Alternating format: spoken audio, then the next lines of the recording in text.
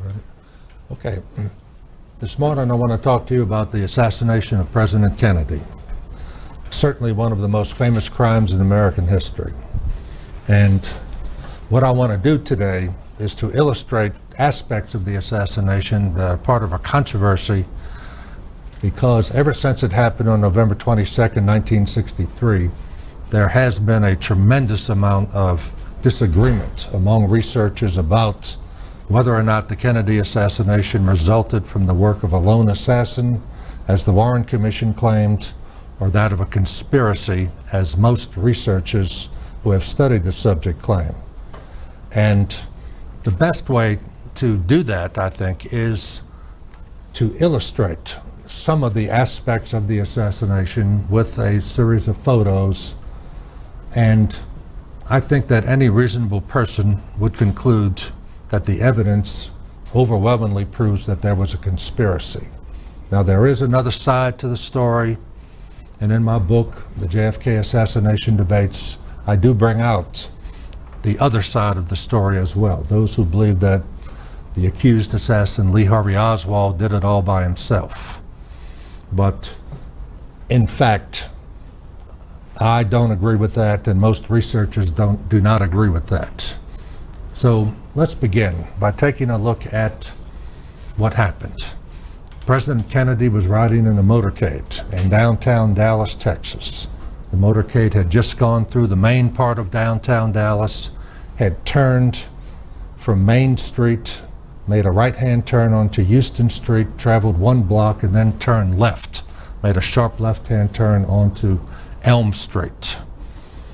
And what you see here on this first photograph is the motorcade. The Kennedy limousine is the first vehicle.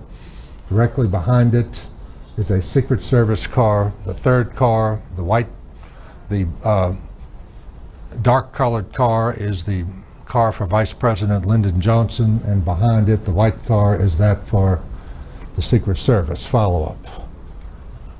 One of the most interesting aspects of this case, I believe, is the fact that even after the first shot was fired, and this photograph was taken after the first shot was fired, the Secret Service riding in Kennedy's limousine did not react.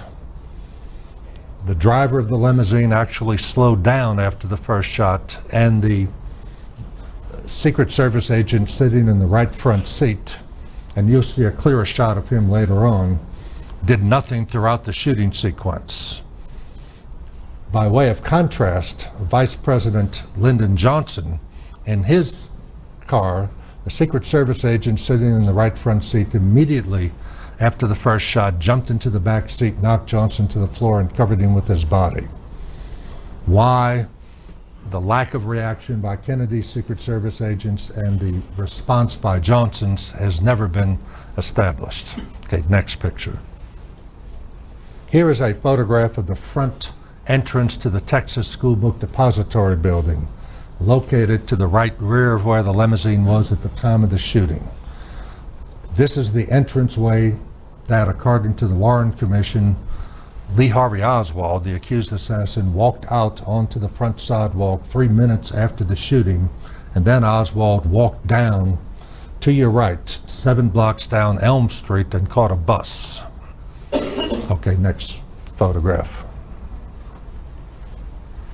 Here is a photograph showing a railroad yard, and to the upper left, a part of a parking lot. This is located behind an area known as the Grassy Knoll, which was located to the right front of where the limousine was located at the time of the shooting.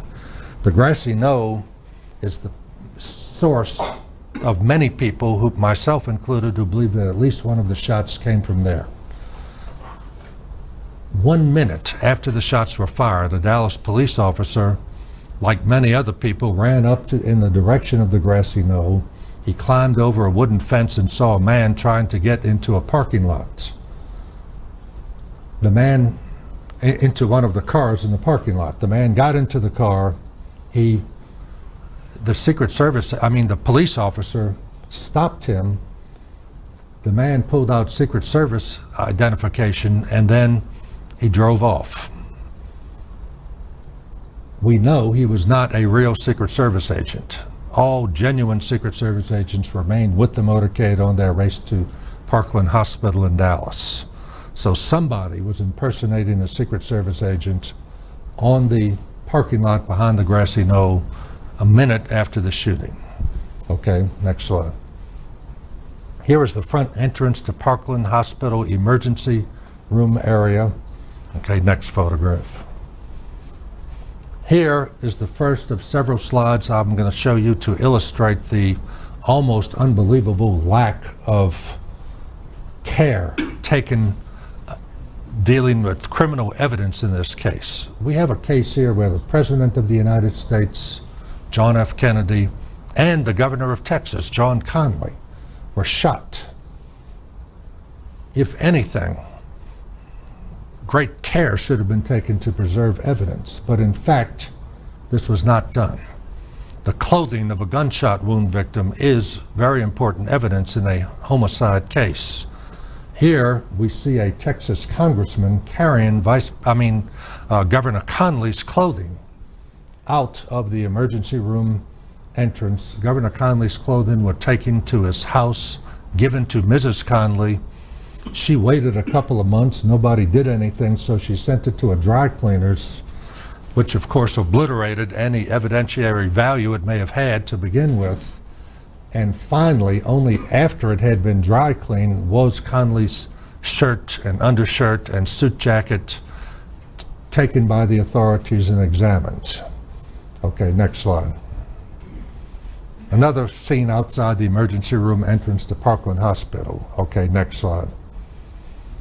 Here's another example of the lack of proper police procedures in a criminal case. Everybody has seen CSI, Law and Order, and other programs of that kind. You know the very first thing that happens in a criminal case.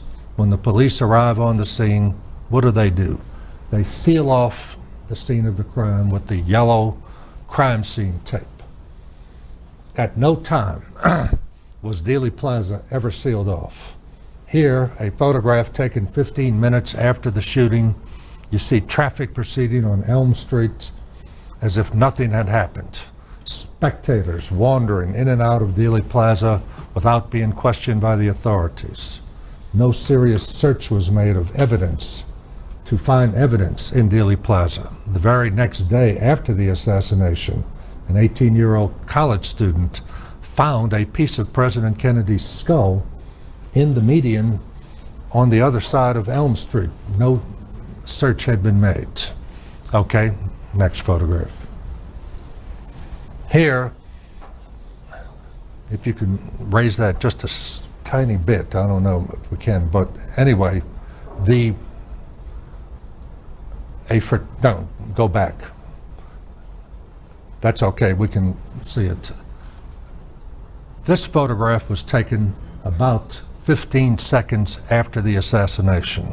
It's a blow-up of a photograph of the Texas School Book Depository building taken by one of the photographers in the back of the press motorcade.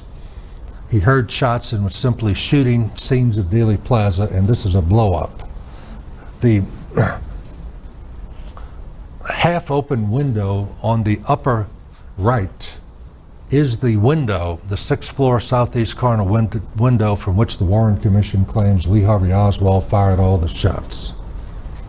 Yet directly beneath the 6th floor window, you see two men looking out of the 5th floor window, and clearly and obviously neither man is reacting as if any shots had been fired from directly above their heads. Okay, next photograph. Here is a view of the inside of the Texas School Book Depository 6th floor. The whole 6th floor was one big room. It was a storage room, a warehouse type facility where boxes of school textbooks were located.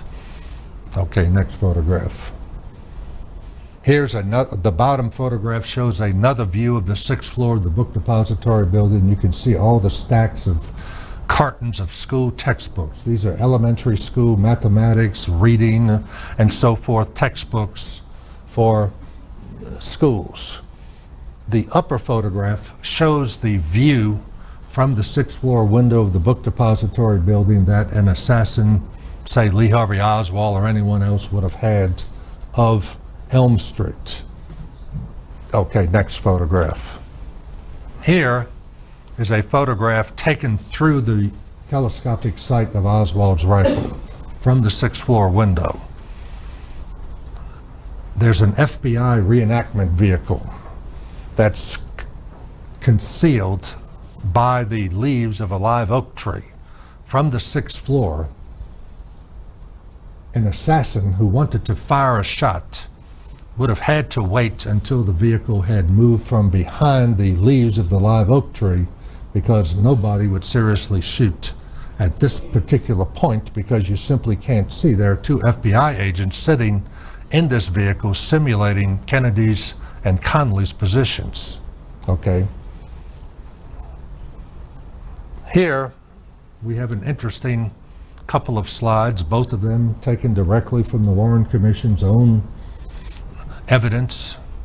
The upper photograph shows a view from the 6th floor window of the FBI reenactment vehicle, the white convertible, when it was on Houston Street heading towards the book depository building. The bottom photograph, taken through the telescopic sight of Lee Harvey Oswald's rifle, shows the kind of shot that Oswald would have had he fired when the limousine was in this position.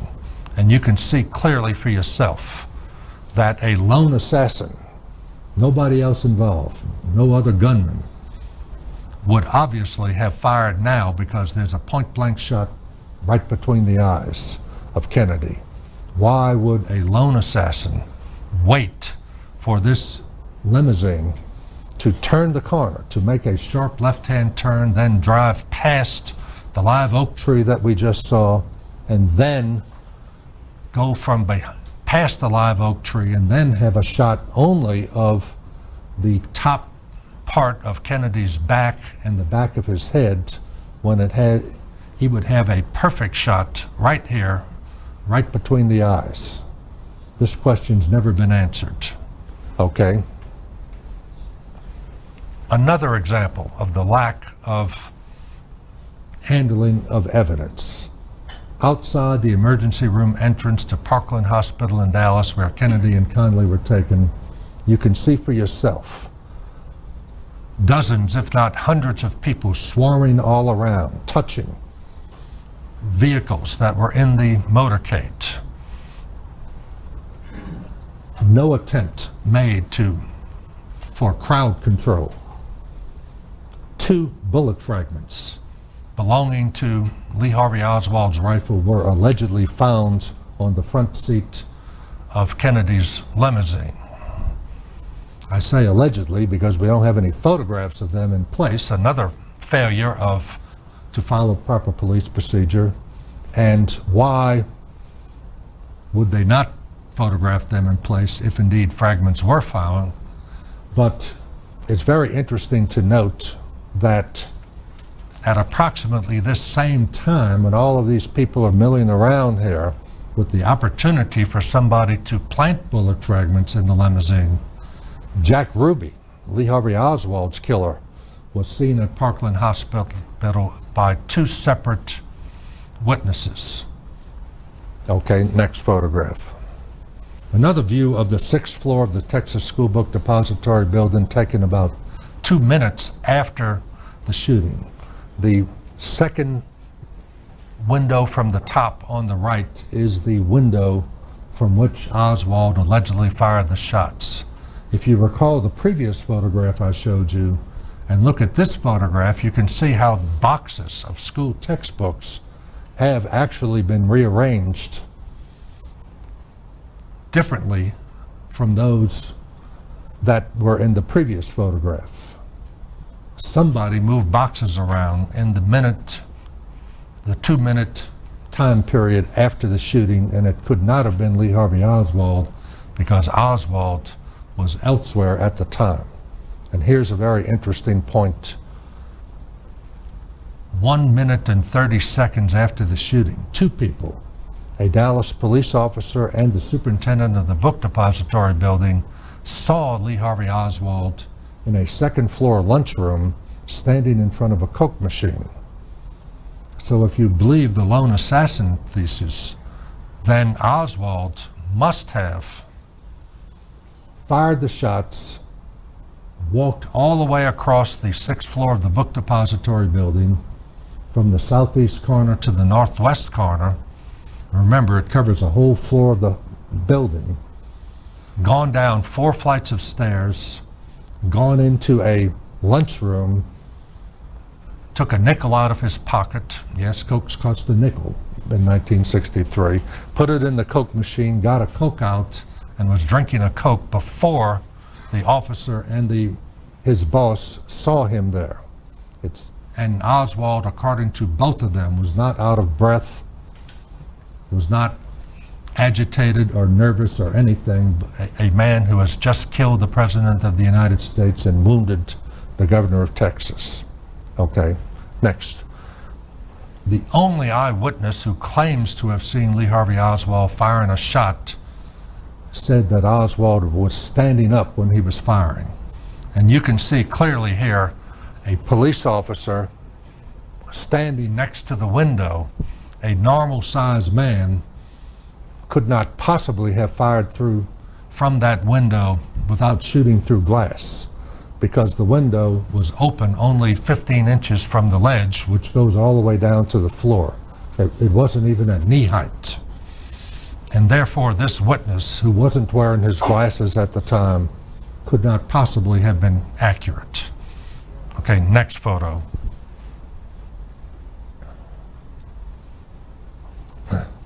Immediately after the shooting, witnesses in Dealey Plaza began running in the direction of the grassy knoll, which was to the right front of where the limousine was at the time. It's to your upper left, looking at this photograph here. Why people run towards the scene of shooting, I don't know, but nevertheless, it happens frequently. Okay, next slide. Once again, another view of traffic on Elm Street, 15 to 20 minutes after the shooting, people milling about, walking around, people wandering in and out of Dealey Plaza. Nobody is stopped by the authorities. The scene of the crime is not sealed off.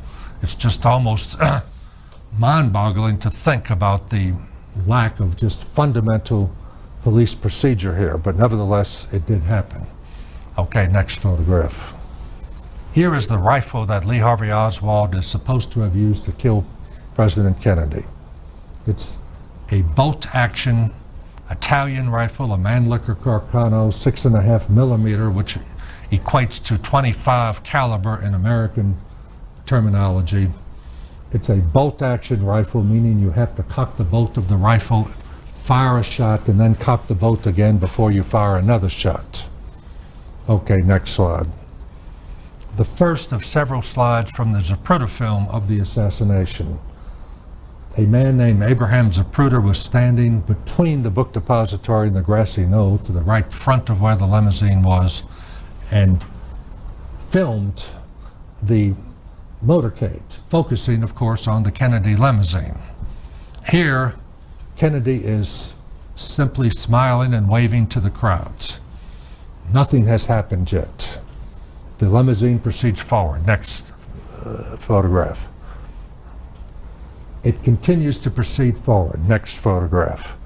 Until it disappears behind a street sign and then reappears behind the street sign for 1 second in actual time. Okay, next photograph. Now we can see President Kennedy appear. Sometime during that 1 second that the limousine was behind the street sign, Kennedy was hit by the first shot. Kennedy's hands are moving up towards his face. He begins wincing in pain. Jacqueline Kennedy, seated to Kennedy's left, starts to look over towards him because she has heard the shot. Okay. Here we have a wide-angle view. This is how the actual Zapruder film looks. The whole limousine is in focus here. Okay. Next. A blow-up of the same slide that we just saw. Kennedy has obviously been hit. He's hunched forward, his hands are going up towards his face.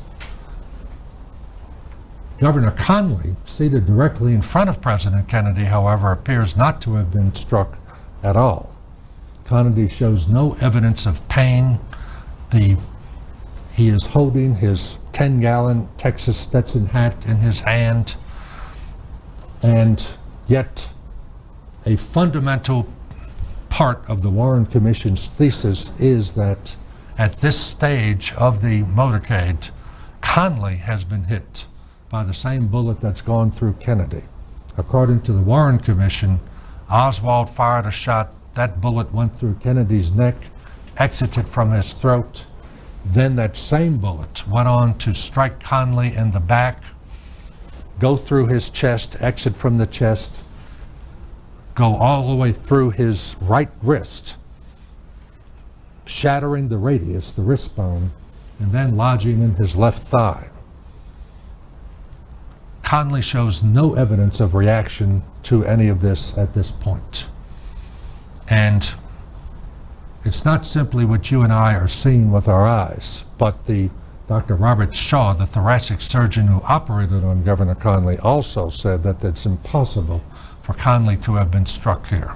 Dr. Shaw, by the way, was the head of the thoracic surgery unit for the U.S. Army in France during World War II. He had a great deal of experience in treating gunshot wounds of the chest area. And yet, without the single bullet theory of the Warren Commission, the whole lone assassin theory collapses like a house of cards, because Oswald or anybody else could not possibly have gotten off two separate shots, struck Kennedy, then struck Conley in the time limitations of the Zapruder film, because we're only talking about a second and a half in time, and you can't fire two shots from Oswald's rifle, even without aiming, in less than 2.25 seconds. Okay. Now we move ahead. Governor Conley now begins to exhibit a reaction to being struck. Notice Conley's right shoulder, his hair, and his cheek. Next slide. 1/18 of a second later, Conley's right shoulder has slumped sharply downward. His cheeks fill up with air caused by the passage of the bullet through the right lung, collapsing the lung and forcing air up into his mouth, and his hair flies up on his head. Here's where Conley is struck a second and a half after Kennedy was first struck. Two separate assassins fired two separate bullets from the rear. Okay, next. Now, just before he is struck in the head, President Kennedy is leaning slightly backward and to the left. Jacqueline Kennedy is reaching over almost to grab him and pull him down into her lap. Okay, next slide. Now Kennedy is hit in the right temple area. An explosion occurs. Kennedy's head blows up almost. Brain tissue, blood, skull matter flies backward and leftward.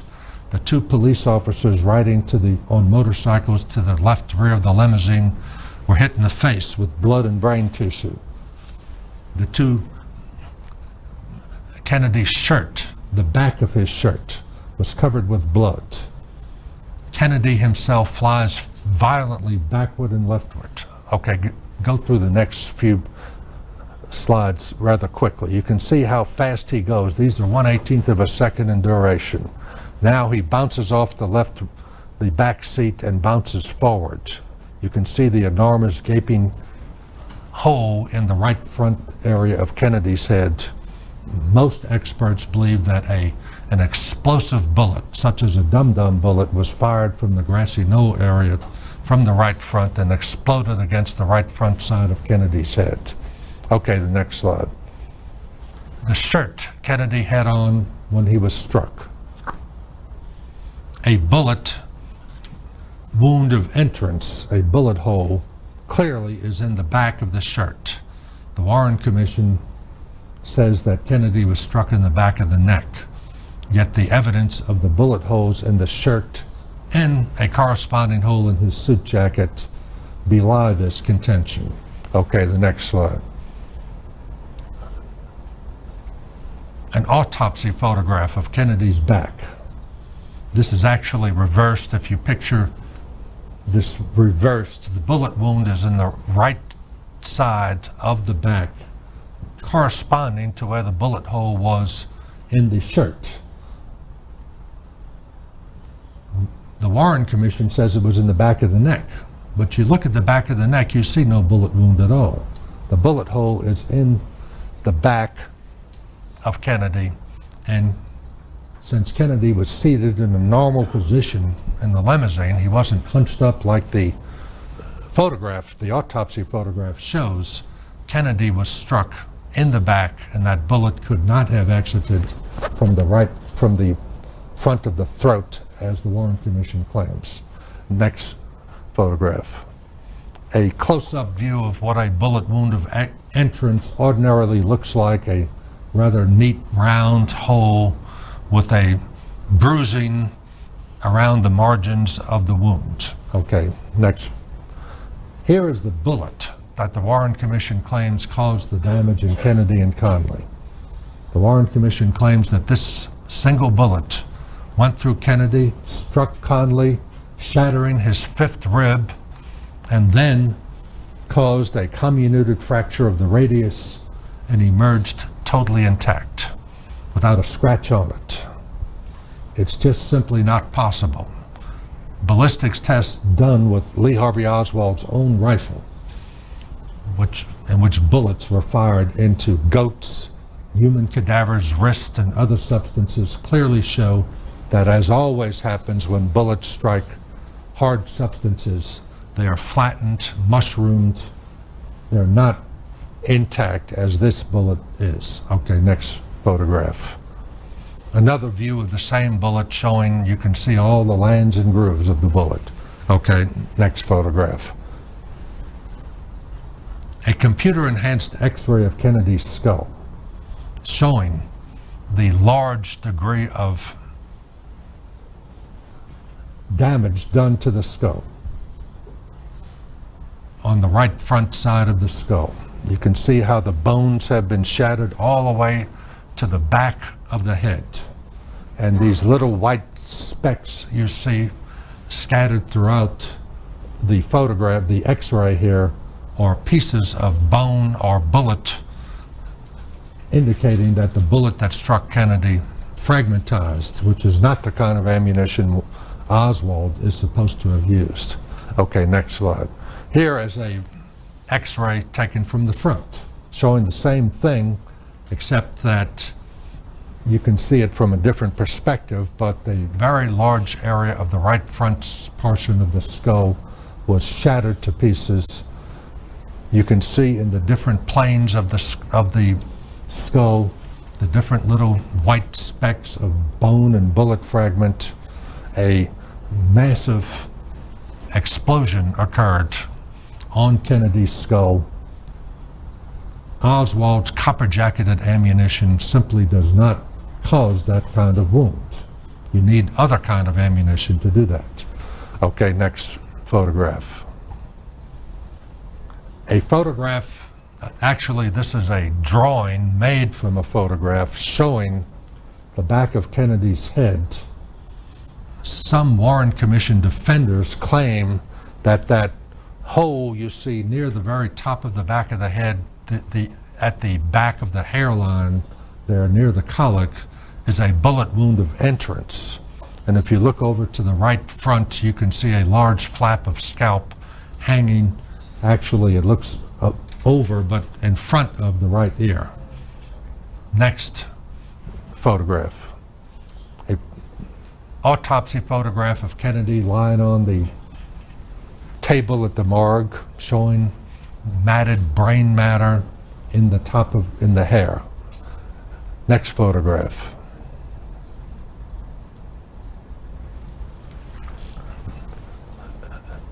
Another view. This is a photograph here showing Kennedy's head The autopsy pathologist is raising the head up with his hand here instead of proper autopsy photographs being made. The whole post-mortem on Kennedy was done in a very incompetent manner. No experienced professional forensic pathologist was present. Instead, it was all done in secrecy at Bethesda Naval Hospital outside of Washington. Okay, next photograph. Another photograph showing the top of Kennedy's head. Next photograph. The right side of Kennedy's head, autopsy photographs and x-rays conflict with each other. Okay, next slide. Here you can see, taken from the top, look below Kennedy's Adam's apple in the neck area. You see a very large gaping hole that the Warren Commission claims is a bullet hole of exit from the bullet that entered the back of the neck. In fact, when Kennedy was brought into the ER at Parkland Hospital in Dallas, Kennedy had a tiny little puncture wound in the front of the throat, just below the Adam's apple. The wound, according to the Dallas doctors and nurses who treated him, was 4 by 6 or 3 by 5 millimeters in size, 1/5 by 1/8 of an inch, in other words. That's a bullet wound of entrance, which they all thought. During the emergency resuscitation measures performed on Kennedy, one of the Dallas surgeons did a tracheotomy incision right through that wound. Now, a tracheotomy incision ordinarily is made with a scalpel. It is cut through just wide enough to insert the endotracheal tubes into the breathing apparatus of the body, of course. This looks like a meat grinder went through, because by the time the body left Dallas and arrived at the morgue in Bethesda, that tiny little hole with the tiny little trach incision suddenly has become a wide gaping wound that is made to look like a bullet wound of exit, when in fact it's not. Okay, next slide. Here's Lee Harvey Oswald, the accused assassin of President Kennedy. Oswald's rifle was found on the 6th floor of the depository building. Several fingerprints of Oswald's were found on the 19 book cartons found near the 6th floor southeast corner window. Although Oswald worked in the book depository, so his fingerprints there, of course, mean no more than yours and my fingerprints do in this classroom. And I might add that while 3 prints of Oswald's were found, 24 prints of Dallas police officers were found on the same boxes. Give you another idea of the handling of evidence in this case. Oswald was arrested in a movie theater at approximately 1:45 p.m. A Dallas police officer, J.D. Tippit, had been killed, and in a residential area of Dallas 4 miles from Dealey Plaza. Oswald was arrested in a movie theater and taken to Dallas Police Headquarters, where he was originally charged with shooting the police officer, but later he was charged with killing Kennedy as well. Oswald was not given the legal rights that people accused of committing crimes are ordinarily entitled to, such as having an attorney present at all times. And as you can see, he was forced to answer reporters' questions. Okay, next slide. Once again, Oswald in custody at Dallas Police Headquarters the evening of the assassination. 2 days after the assassination, before a nationwide audience on live television, as Lee Harvey Oswald was being led out of police headquarters into the basement parking garage, a man named Jack Ruby rushed out of a crowd of police officers and journalists and fired one shot into Oswald's abdomen. The bullet penetrated through several internal organs, causing massive internal hemorrhaging Oswald was rushed to Parkland Hospital, where emergency surgery was performed on him by many of the same doctors who treated Kennedy, by the way. But the same result happened. Oswald died during surgery. Jack Ruby had a long history of ties to organized crime. But the Warren Commission concluded that Ruby's action was that of an act of impulse. In other words, the official explanation is that we have two lone gunmen in this case. Oswald killed Kennedy, wounded Conley, and then killed a Dallas police officer, plus Ruby killed Oswald. Neither one of them was put up to their acts by anybody else. There was no conspiracy of any kind, is the official version. Okay, next slide. One of the few pieces of evidence that was handled carefully in this case was a fried chicken lunch found on the 6th floor of the book depository. One of the African-American men who worked on the 5th floor, and you saw his picture in a slide I showed you, was eating a fried chicken lunch on the 6th floor, and after he finished, he simply threw his chicken bones and wax paper and paper bag and Dr. Pepper bottle on the floor there. He got up and left, and by the way, he was no more than 15 feet from where Oswald was supposedly awaiting Kennedy, and said he saw and heard no one. And it turns out that this evidence was meaningless because it had nothing to do with the assassination. Two people saw Oswald with a paper bag in his hand. Okay, next slide.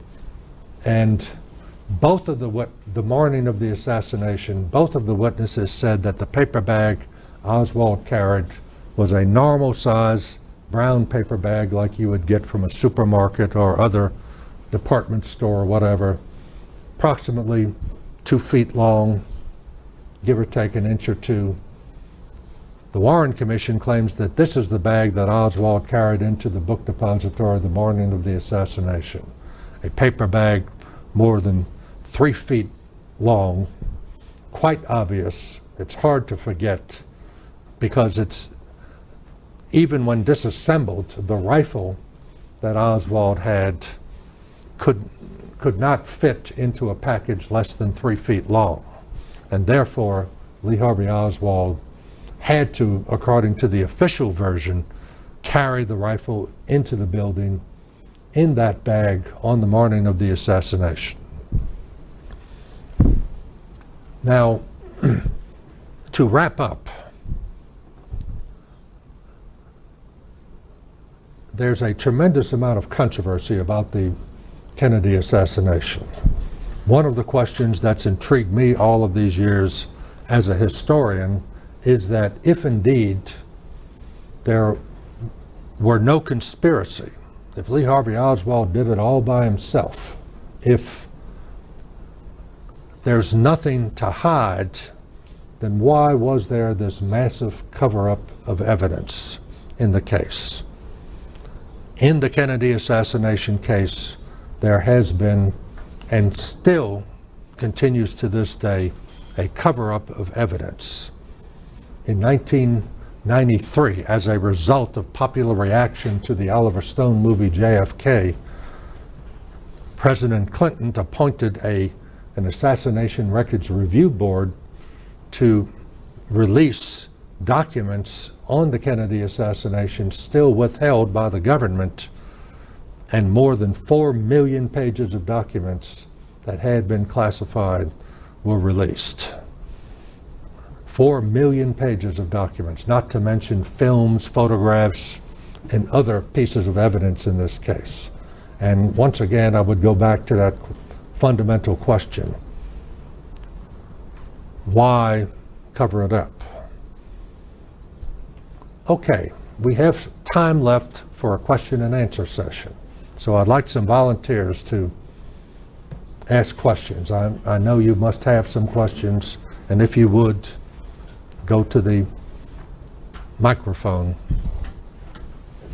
Who's got a question? Okay, go on. Okay, Sarah, you go ahead first. You could be a volunteer.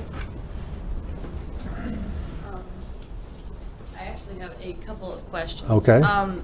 if there was a scheme and or a conspiracy to do this, was the whole Dallas Police Department involved? No. No, I didn't.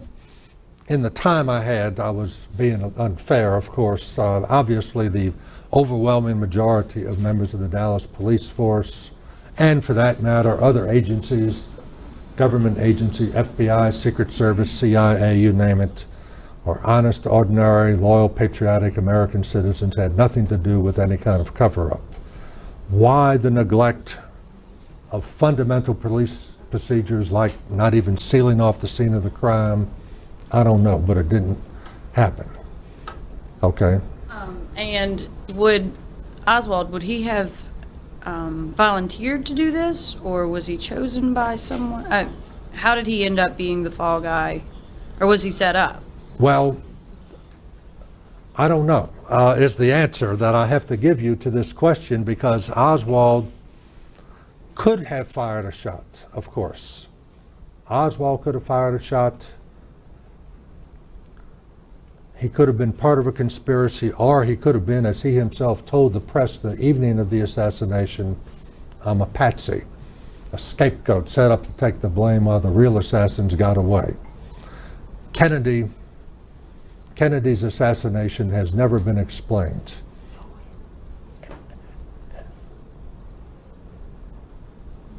And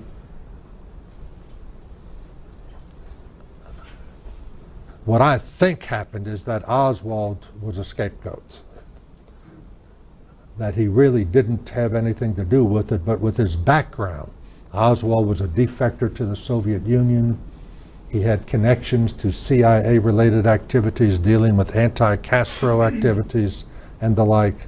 He became the perfect fall guy to take the blame while the real people who killed Kennedy got away with it. Okay? Morning, Dr. Kurtz. Morning.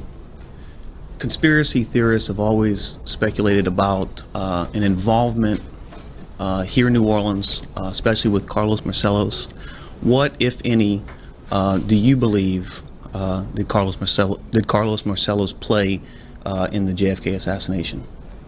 Well, I think there's certainly a possibility. Carlos Marcello, the mafia boss in Louisiana, and Santos Trafficante, the mafia boss in Florida, are the two main organized crime suspects in the Kennedy assassination. Marcello, specifically, because Dallas fell within Marcello's empire, Texas was part of his organized crime syndicate, that he would have had to give permission before Kennedy was killed, if indeed it was an organized crime hit on Kennedy. Jack Ruby worked for people who were very close to Carlos Marcello. In fact, Ruby made frequent trips to New Orleans, where he met with many of the proprietors of strip joints and other establishments on Bourbon Street and the like, and was closely connected and indeed made more than 36 telephone calls to organized crime figures in the New Orleans area in the 3-month period before the Kennedy assassination. On his deathbed, Santos Trafficante, the Florida mafia boss, told a close associate of his that, I'm going to pretty up the language here, that Carlos messed up. He should have killed Bobby, but instead he killed Giovanni, the Italian, of course, for John. And coming from the lips of one of the most fearsome mafia bosses in the history of organized crime, Santos Trafficante, that has to be given some credibility. And of course, Jack Ruby killing Oswald, this has all the hallmarks of an organized crime hit as well, to silence him, to prevent a trial from taking place. Get to the microphone. Oh, okay, we got one here. Okay. Morning. I have 2 questions. Okay. Was Conley ever interviewed by the Warren Commission, and what did he say? Governor Conley was indeed interviewed by the Warren Commission. Governor Conley insisted that he was struck by a separate shot than the one that struck President Kennedy. Conley said, and what he says is verified by the Zapruder film, that he heard the first shot fired. And he started to turn around to look at Kennedy seated directly behind him. And he didn't see anything, and so he was going to turn the other way to see Kennedy. But when he started to turn back, that's when the second shot hit him. He was absolutely positive that the second shot struck him, and only him, and the first shot struck Kennedy. And Conley had experience as a hunter. He knew the sounds of gunfire. He said he never heard the second shot because, of course, bullets move faster than the speed of sound, and so the impact of the shot on him. So Conley's testimony is strong evidence in and of itself against the single bullet theory. And you mentioned Officer Tippit, who was killed. Is there any connection with that, with the assassination? And do you, in fact, believe that Oswald even had anything to do with that? It's impossible to say for sure, but Oswald was at the scene of the Tippit killing. Whether he killed Tippit or not depends on a lot of factors that I didn't have time to go into, but basically, several witnesses claimed to have seen Lee Harvey Oswald shoot Tippit, although there were several other witnesses who saw more than one person at the scene of the Tippit killing firing shots. And so you have two different versions here.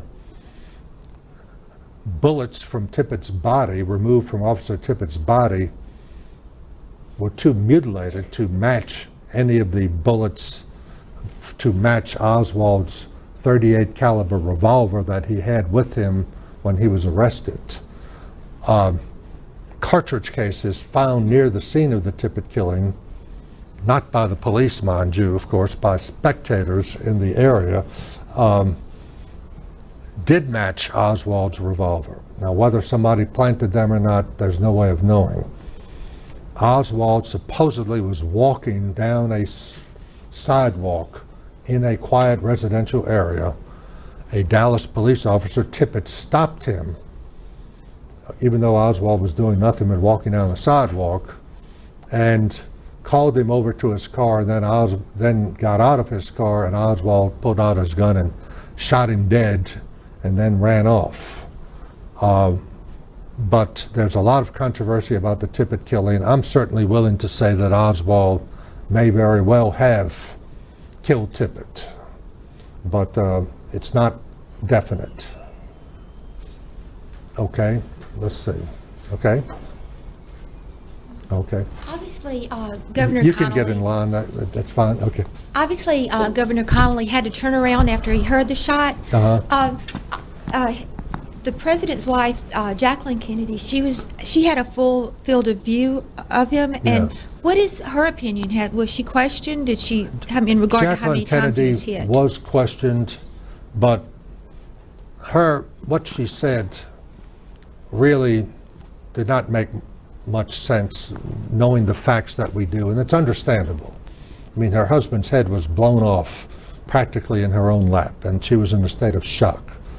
Immediately after the fatal headshot, Jacqueline Kennedy actually crawled out onto the trunk of the limousine and almost fell off had it not been for a Secret Service agent from the follow-up car who ran and got onto the trunk and pulled her back into the back seat of the limousine. So she didn't really, what she said didn't really, has no impact at all on this case, I don't think.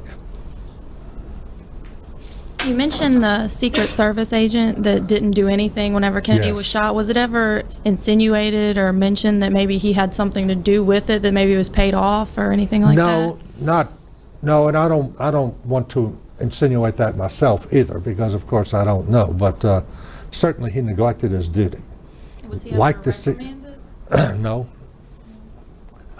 not at all. And that's amazing, because the Secret Service are trained to react instantaneously, like the one who jumped into the back seat of Johnson's car and covered him with his body, and the Secret Service agent who protected President Reagan after he was shot once, jumped in front of Reagan and took the second bullet that Hinckley fired, and so forth. But no real investigation was made into the neglect by either him or the driver of the limousine, like I said, who slowed down after the first shot was fired instead of accelerating.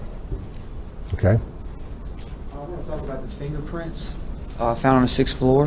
What I know I've read that they found other fingerprints that didn't belong there. They found the police officers, Oswald's, but there was one fingerprints- print on those boxes that didn't belong to any known individual and was not on the FBI's master file of fingerprints. And so somebody who had no business touching any of those boxes did touch it. Now, who knows who it was, though? But there are strange questions about these fingerprints. Also, I want to talk about the paper bag too. A witness they saw Oswald holding the paper bag between his underarm and his cuff of his hand right there. That's but right. That paper bag didn't seem like No, he could hold that. No, he would have had to be an orangutan to hold it like that. I mean, even a man my size, it's not, you can picture a yardstick, which is the length of that paper bag there. It's impossible to hold one end cuffed under your hand and the other under your armpit like that. Without, some of it would have to stick up over your shoulder, and it simply was not that way. All right. And also, can you tell us what the involvement of David Ferry and Clay Shaw had into the Okay. with the Oswald? Yeah, and David Orleans? Ferry and Clay Shaw were two characters in the Jim Garrison investigation into the assassination. That was the feature part of the movie JFK, of course. New Orleans District Attorney Jim Garrison investigated the assassination and concluded there was a conspiracy hatched in New Orleans, and that David Ferry, a former Eastern Airlines pilot and a rather strange character, and Clay Shaw, a retired prominent member of the New Orleans business and civic community, were involved in a conspiracy with Lee Harvey Oswald, a conspiracy to assassinate Kennedy. And on the very day that investigators from Garrison's office went to Ferry's apartment in New Orleans to arrest him, he was found dead in bed. One of many mysterious deaths in this case that have never been confirmed by anybody. And Clay Shaw was eventually tried for conspiracy to murder John Kennedy in 1969, but he was acquitted, unanimously acquitted by the jury, and I think quite rightly, because Garrison simply did not produce the evidence to convict Shaw. Okay? Was the bullet that struck Conley intended for Kennedy and he got in the way when he was turning around to look at him? I think that whoever fired certainly intended to hit Kennedy, but struck Conley instead. Because after the first shot, you saw Kennedy move like that with his hands going up towards his head. I think that the gunman simply missed. I mean, it's conceivable, of course, since we don't know what was in the minds of these people, that one of them intended to kill Conley as well, but I don't think so. I think it's reasonable to say that Kennedy was the real target. The medical records, as well as testimony from various witnesses and other people who may or may not have been involved, how much of that was released? And do you think the ones that weren't released, do you think at any given time that they will be released to the Okay. public? These autopsy photographs I showed you provide a perfect example. Had it not been for the fact that a Secret Service agent made a copy of the autopsy photographs for himself and then sold them to a researcher in 1982, we wouldn't have access to them even to this day, because the originals are still being suppressed. They belong to the Kennedy family, by the way, not to the government. And the Kennedy family won't let anybody except a few select individuals look at the originals. And why the Kennedy family has custody of them, I don't know, because they don't have custody, say, of the Robert Kennedy autopsy photographs in California. But anyway, Other medical records were suppressed as well, including x-rays, tissue slides, and various other things. Many of them have totally disappeared off the face of this earth. And I don't think we'll ever find out. I don't think anything of substance is going to be released anytime, at least in our lifetimes. As you had said before, in 1993, 4 million pages of information had been released to the public. Was there any part of that information in the 4 million pages that we didn't already know from the Warren Commission?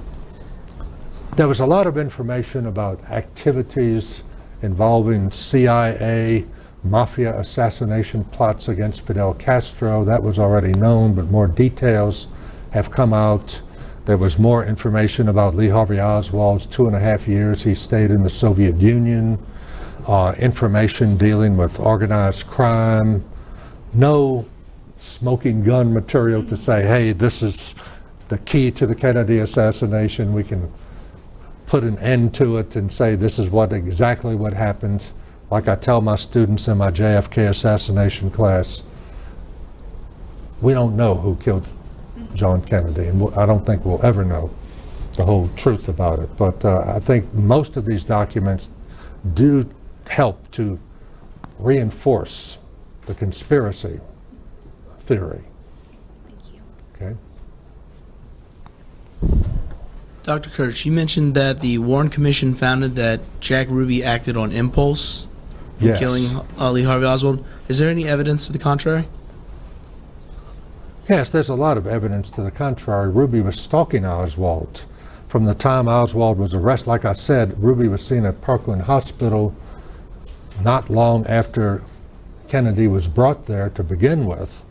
On the evening of the assassination, Ruby actually got a press badge from one of his friends in the Dallas police force and was at a press conference for Oswald. But he was so far back with so many reporters and microphones and cameras in front of him that he didn't have a real opportunity to shoot Oswald at that time. Ruby appeared at Dallas Police Headquarters several times, bringing sandwiches and drinks to Dallas cops, many of whom knew him personally.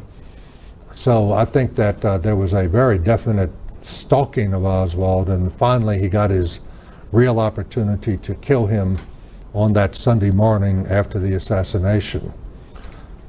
But it was not an impulsive action. You also mentioned that he may have had ties to organized crime. Do we know which family he might have had ties to? Well, Carlos Marcello was the overall boss of the family.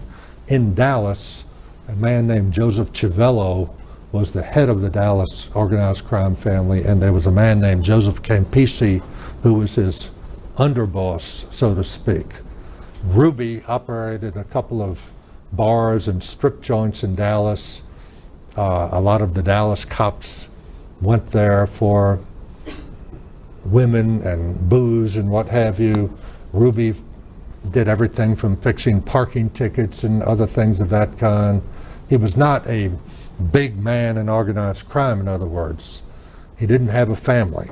And so he was a perfect individual to use to kill Oswald, because you couldn't trace him directly to Marcello or any other major organized crime boss, even though he had links to them. Thank you. Okay, I think we're